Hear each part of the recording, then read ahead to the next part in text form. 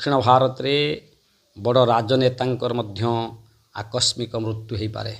विश्वास अच्छी भरोसा अच्छी दौलरे दोलगोविंद चापरे मधुसूदन एवं रथ उपरे बामन रूप दर्शन कले पुनर्जन्म हुए नहीं।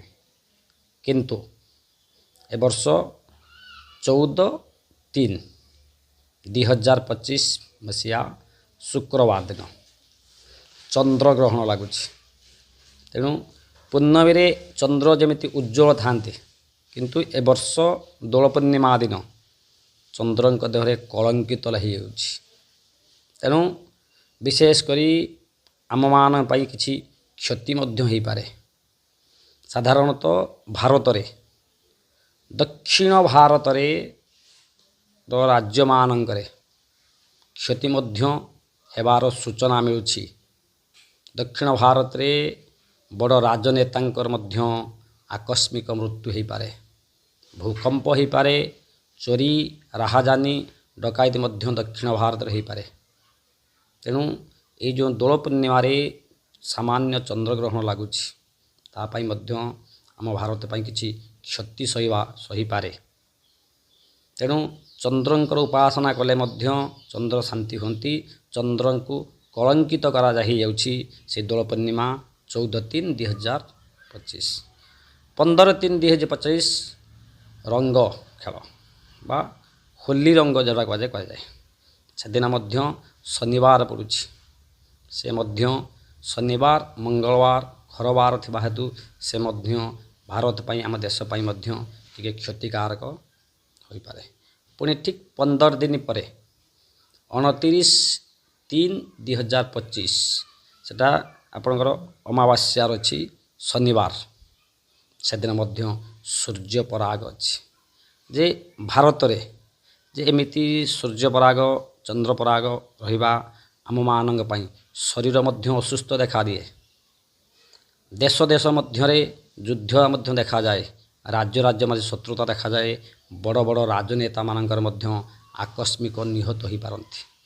दिनकू दिन भारत रे चोरी डकायत भूकंप राहाजानी भली मध्य समस्या देखा जाए। जेउठी चंद्र एवं सूर्य चलंती भगवान थांती तांको देहरे जदि कलंक लगुच ताहले मध्य ये सबु समस्या देखा जाए। तेणु साधारणतः आमे चंद्र एवं सूर्य को कलिजुगरे चलंती भगवान रूपे पालन करूँ। तेणु तांकुर मध्य जदि आमे प्रतिकार करती से मध्य किछि मात्रा रे देखा जाए। घूर्णिबात्या हब, झड़ हब, राहाजानी मध्य हब एवं आकस्मिक भाव में बड़ बड़ नेतृस्थानीय मानकर मध्य निहत मध्य हो पारे। एवं ए सप्ताह जो चलिबो ए सप्ताह मध्य ओडिशा रे धूलीझड़ मध्य होबार चांस अच्छी, वर्षा मध्य हेबार अच्छी एवं शासक दल शीतलता मध्य प्रवेश करिवे। विरोधींकर चापरे शासक दल मध्य शीतलता मध्य अनुभव करे। ए मासर विशेष करी पथ दुर्घटना राहाजानी एवं ओडिशा रे मध्य देखा देव। ओडिशार दक्षिण अंचल रे इसु विशेष भावे परिलिखित हेब।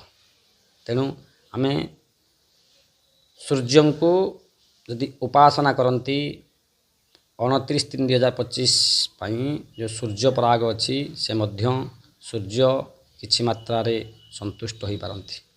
से तो अच्छी 29-15 दिन पर किंतु 14/3/2025 पाई चंद्र को उपासना करंतु।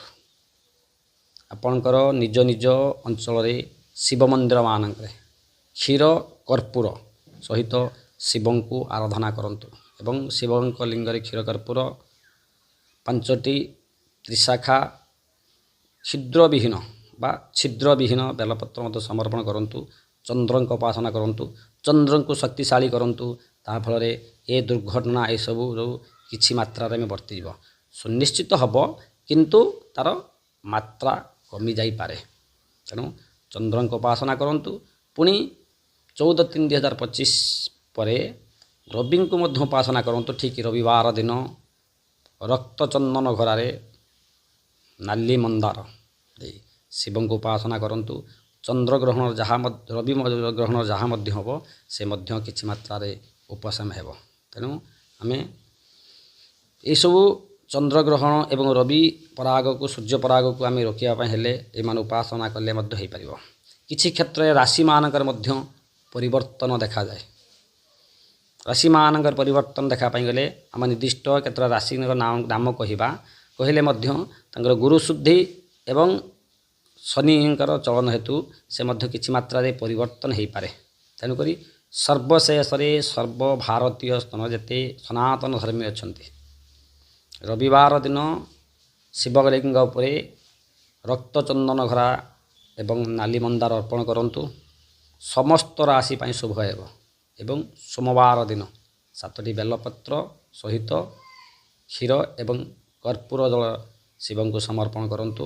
ବିଶ୍ୱର ମଙ୍ଗଳ ହେଉ, ଆମର ମଙ୍ଗଳ ହେଉ, ଏହା କାମନା କରି ଶିବଙ୍କୁ ଉପାସନା କରନ୍ତୁ। ଜୟ ଜଗନ୍ନାଥ।